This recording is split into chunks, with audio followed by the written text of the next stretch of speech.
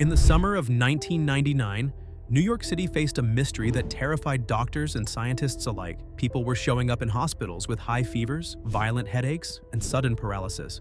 At the same time, birds were dropping dead in the streets. Even the city's famous zoo lost exotic birds overnight. Nobody knew what was happening. Was it a bioterror attack? A new plague?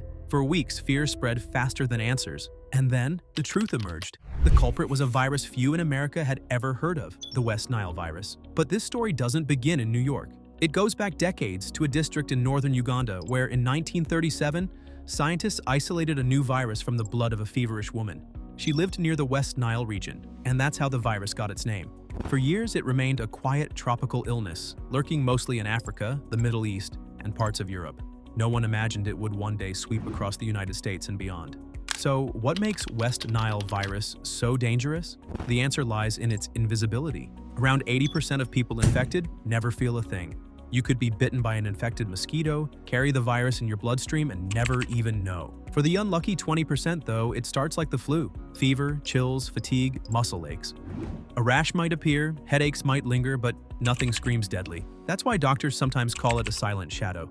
But in fewer than 1% of cases, the virus strikes with terrifying force. It invades the nervous system, causing encephalitis, swelling of the brain, or meningitis, inflammation of the protective membranes around the brain and spinal cord.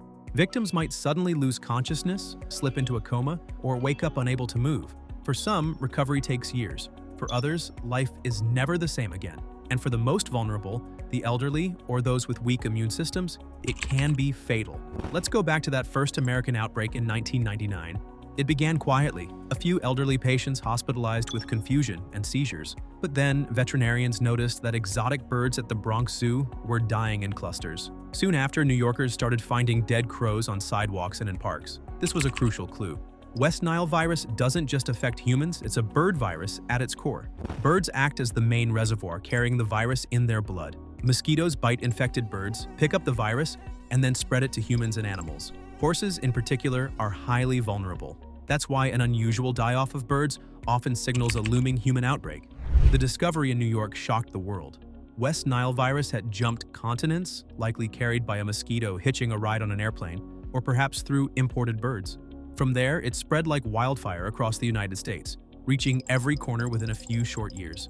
Today, it remains the leading cause of mosquito-borne disease in the country. But here's what makes it so unsettling. There's no cure, no specific antiviral treatment, no vaccine for humans. If you get sick, all doctors can do is treat the symptoms: intravenous fluids, pain management, sometimes breathing support in severe cases. Your recovery depends on your immune system's ability to fight back. So, how do we protect ourselves? The answer is prevention.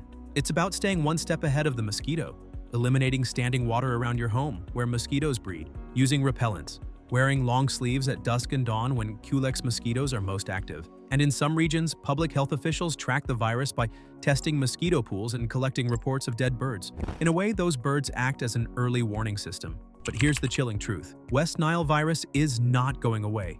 It's entrenched. Climate change, warmer temperatures, and shifting ecosystems mean mosquito populations are thriving in new regions.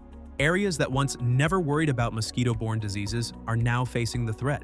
Every summer brings a reminder: one bite can change everything. And yet, most people still don't take it seriously. They think of mosquitoes as just an annoyance. But the history of West Nile virus tells us otherwise. From a forgotten discovery in Africa to a mysterious outbreak in New York to a global threat that keeps health agencies on high alert, it's a reminder that sometimes the deadliest enemies are the ones we can't even see. So the next time you hear that faint buzzing in your ear on a summer night, remember, it's not just a mosquito. It could be carrying something much bigger, much more dangerous, and almost invisible.